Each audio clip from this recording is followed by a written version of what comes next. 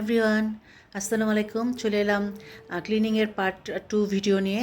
তো এদিকে মেয়ে ভেকুম দিয়ে জানালাটা পরিষ্কার করছে। আর আপনাদের বলেছিলাম না, আপনার ভাইয়ের চিমনিটা পরিষ্কার করেছে। যে প্রোডাক্টটা আমি অর্ডার করেছিলাম অনলাইন থেকে, খুব সুন্দরভাবে পরিষ্কার হয়ে গেছে। যে দেখেন চিমনির মানে আগের অবস্থা এত মানে হয়েছিল, তেলে পুরো তেল চিটচিটে হয়েছিল। আর এটা পরিষ্কারের পর তো আমি যখন এই চিমনিটা কিনি তখন কোম্পানির লোকেরা বলেছিল যে ওদের কল করলে ওরা এসে পরিষ্কার করে দিয়ে যাবে।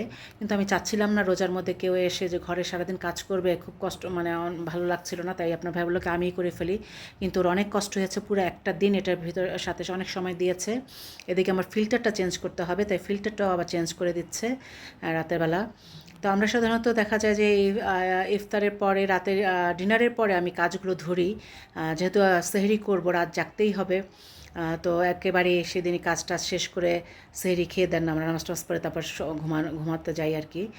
তো আমি সেদিন অনেক টায়ার্ড ছিলাম। আমি বললাম কি আমি একটু শুতে যাই। আমি শুতে গিয়েছি আর মেয়ে হচ্ছে বলে কি তুমি চলে যাও, আমি ড্রয়ারটা এটা গুছিয়ে দিই। শুধু এটাই বাকি ছিল কিচেনের।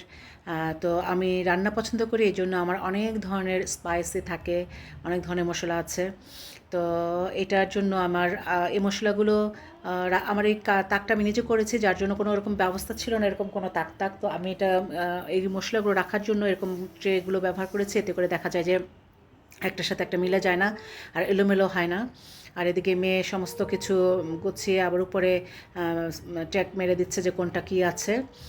তো সময় এগুলি করে টোরে সব রেডি করে রেখেছে, সুন্দর করে সাজিয়ে ফেলেছে আমার রান্নাঘরটা। আমি ঘুম থেকে সকালবেলা উঠে দেখে এত ভালো লাগলো আমার কাছে দেখে। তো মাশাআল্লাহ, আমার মেয়েটা আমাকে অনেক হেল্প করেছে এই কাজে। এই 3 দিন ধরে আমরা সব শুধু ঘরবাড়ি পরিষ্কারই করছি রোজা রাখার পাশাপাশি।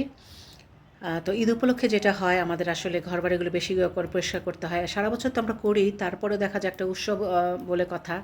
আর আমাদের বছরে 2টা ঈদ, এই ঈদ উপলক্ষে দেখা যায় তখন ডিপ ক্লিনিংটা বেশি হয়। তো সেটি আপনাদের সাথে শেয়ার করলাম। তো আশা করি আপনাদের ভালো লাগবে। তো দেখুন আমার রান্নাঘরটা এখন নতুনভাবে সুন্দরভাবে সাজিয়ে রেখেছে আমার মেয়ে। তো সবাই আমাদের জন্য দোয়া করবেন, আপনারা ভালো থাকবেন, সবার ঈদ ভালোভাবে কাটুক সেই দোয়াই করি।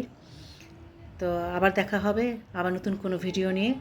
সে পর্যন্ত সবাই ভালো থাকুন, সুস্থ থাকুন, নিরাপদে থাকুন, আমার সাথেই থাকুন।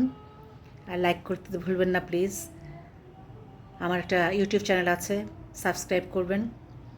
আর সমস্ত বন্ধুদের ভালোবাসা, ঈদের শুভেচ্ছা জানিয়ে আজকের মতো এখানে বিদায় নিচ্ছে। আল্লাহ হাফেজ, বাই। দেখা হবে বন্ধু কারণে বা কারণে, দেখা হবে বন্ধু।